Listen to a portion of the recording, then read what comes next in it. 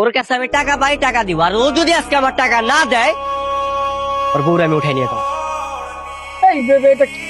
অভি, তুই এটা কেমন কথা বললি? আমার বউকে নিয়ে যাবে মানে? হ্যাঁ, আমি যা বলছি ঠিকই বল। এখনই তুই টাকা দিবি, আর যদি টাকা না দেয় সত্যি যদি তোর বউরে উঠাই নিয়ে যাবো।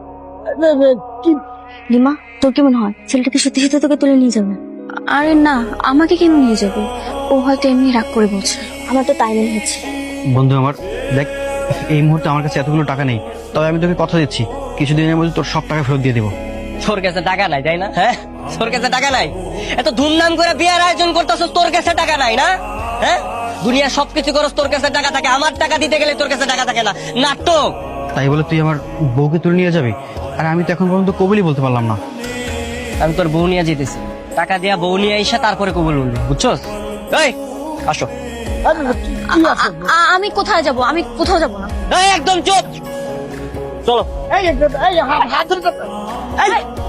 কি চুপ? আপদ যাচ্ছে, যেতে দাও। কি বউরে নিয়ে যেতেছি বন্ধক হিসাবে, টাকা দিয়া সারাই নিয়ে আসবি, বুঝছস?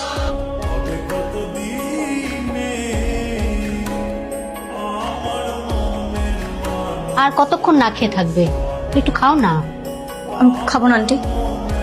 খাবারের উপর রাগ করে থাকতে আছে, উল্টো নিজেই কষ্ট পাবে। আপনাদের ছেলে বাইরে থেকে একটা মেয়েকে তুলে নিয়ে এসেছে, আপনারা দুজন মিলে শাসন না করে উল্টোকে সাপোর্ট করছেন। কেন নিয়ে এসেছে এটা তো তুমি ভালো করেই জানো। বিষয়টা দৃষ্টিগত হলেও যুক্তিসঙ্গত। ঠিক আছে, বুঝতে পেরেছি। আপনি খাবার নিয়ে চলে যান, আমি খাবো না। তোমার বাড়িতে কে কে আছে? বাবা মা চিন্তা করছে না? তাদের সাথে তোমার কথা হয়েছে? এই পৃথিবীতে বাবা মা বলতে আমার কেউই নেই। যখন ছোট ছিলাম তখন দুজনই মারা গিয়েছে। তারপর আর কি, সৎ ভাইয়ের কাছে বড় হয়েছে। ওই বাড়িতে এখন থেকে